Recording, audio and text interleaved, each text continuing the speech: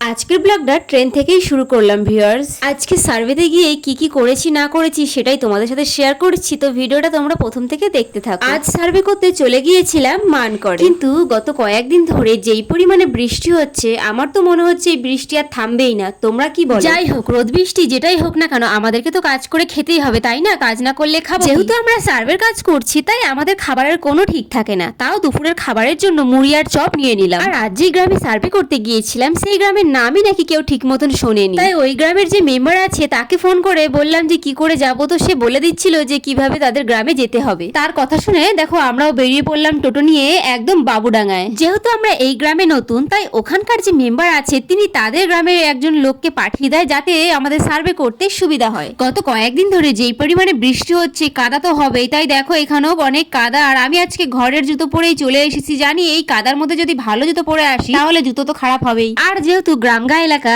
এখানকার মানুষ সবাই চাষবাস করেই খায়, তাই বেশিরভাগই লোকই বাড়ি ছিল না, সবাই গিয়েছিল মাঠে চাষ করতে। তোমাদেরকে এই গ্রামের পরিবেশটা দেখাচ্ছি, দেখো কত সুন্দর এই গ্রামের পরিবেশটা, তাই না? আচ্ছা বন্ধুরা, তোমরা কি বলতে পারবে এই জিনিসটা কি?